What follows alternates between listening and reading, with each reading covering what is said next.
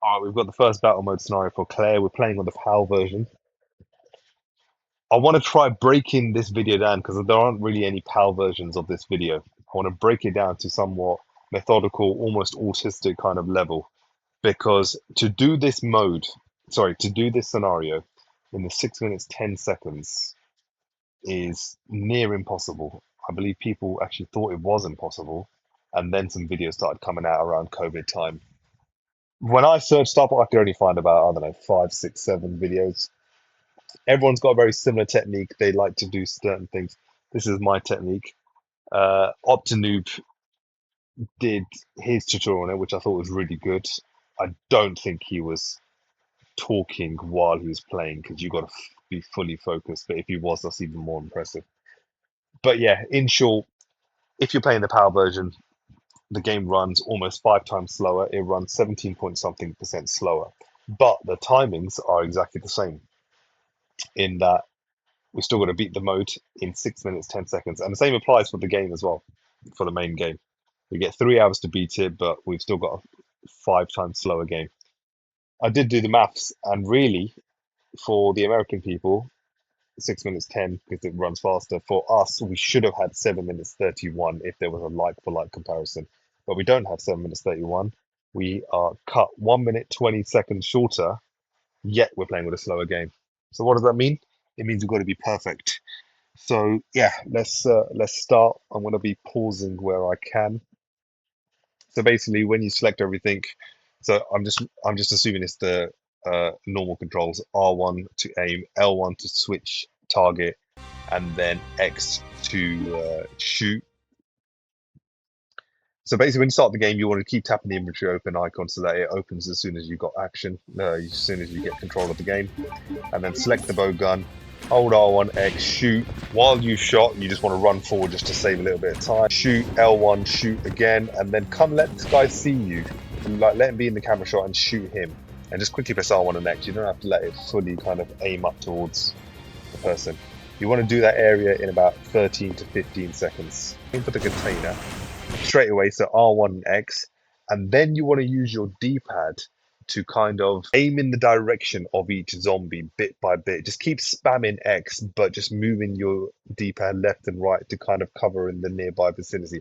That I find is so much quicker to deal with the zombies, and you hopefully get the one lying on the floor using this method than just pressing L1 X, L1 X, because when you press R1 to aim and then you press X, you have to kind of wait for the shot to be done and then press L1 to kind of move on to the next target. And that, if you're doing that too much, just builds up so much, just wastes so much unnecessary time. So to kind of counter that, you just want to be spamming X whilst using the left and right D-pad buttons to kind of manually aim at these zombies. You want to do about 5, 6, 7 shots, and then when there's no one else in your camera, you want to get a bit more forward and then aim at these zombies. And at the bottom of that shot, you could actually see that zombie, the one that's on the floor, he's actually dying. So I know that once I've shot this zombie here standing up, then I'm good, I can walk through. We want to get this area done in about 33 to 36 seconds. Okay, so this is an unusual technique I use. So basically, you want to hold R1, press X straight away, and then you want to basically, as soon as you shot him, you want to use a D-pad again and aim at the other one. Don't press L1 because, like I said, when you press L1, you have to wait for the shot to happen, then press L1 to get to the other Bandersnatcher. And the method of alternating between the two, some people say shoot four in a row and then move on to the next Bandersnatcher and then shoot in the other four and kill him. This method is so much more efficient because they only actually take 2 bowgun rounds each. But that's if you shoot them, wait a few seconds, and then shoot them. If you shoot them, that second one doesn't really register. So in order to be efficient, you shoot them, and whilst they're kind of becoming uninvincible again, you aim at the other one, shoot, aim back at the other one, shoot, aim back at the other one, shoot. Just practice that. So it's R1 X, shoot, left a little bit or right or whatever it is on the D-pad. I've forgotten because it's inverted, and then shoot the other one, and you'll see me kind of switching my aim a little bit. And then for this third Bandersnatcher that's around the corner, you want to go pop around the corner, hold R1 X, shoot, and then the same thing. walk towards him. You don't need to waste more bullets. People do 4 bullets, but just walk towards him. And once he's like kind of ready to be, once he's uninvincible again, shoot him again. And that's why he only takes 2 shots. I actually missed there, as you can see. But in the long run, that doesn't actually do much time. You waste too much time. You want to get this area done between about 54 to 58 seconds, 54 to a minute maximum. Then R1 and X straight away, and then go towards that zombie that you just shot.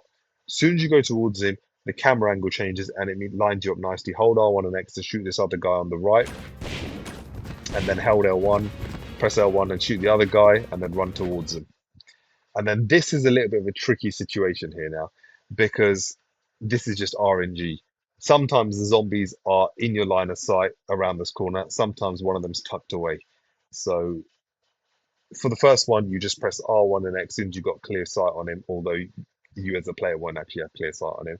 But hold R1 and X, shoot him once, and then L1, and he was available there for me. If he isn't available, it's not really the end of the world. You just go near the door, shoot him, and then do a quick turn to face the door, and then open the door. It might waste a second, but that's not that bad if everything else works in your favor. Hold R1X every single time whenever you enter a new room.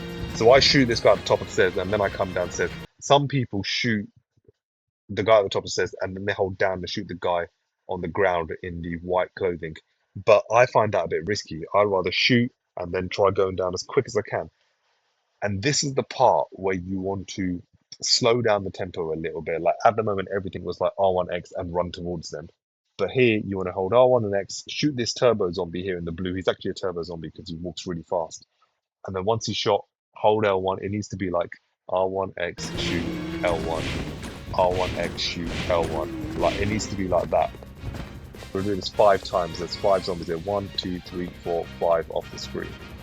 And you want to get this area done in 1 minute 35 to about 1 minute 42, I'd say. This next one, R1X, straight away the zombie, and then let go of everything. And then you see this other one come up towards you. You kind of want to use your analog stick or the D-pad to aim towards him and shoot down, R1X and down, like I do there. And then go back to the other one, hold L1 and go back to the other one, and then shoot that hunter 2-3 times to make sure he's dead, and then come towards this one, R1X down and shoot and open. You want to get this done maximum by 2 minutes, this area. And once again here, R1X and hold down, sorry, R1 and down, and then when this sweeper, this is actually the ideal part. If you hit him here, he kind of recoils a bit but doesn't fall down, and you can get a second shot on him and kill him. But in this one, it doesn't work out. So shoot him, he falls back, run towards him, finish him off with a couple of shots. He's already dead, and then do the same with this hunter here, and then run. You want to get this area done. I'll do a little bit of a weird turn there. You want to get this area done in about 2:22 till about 2:28.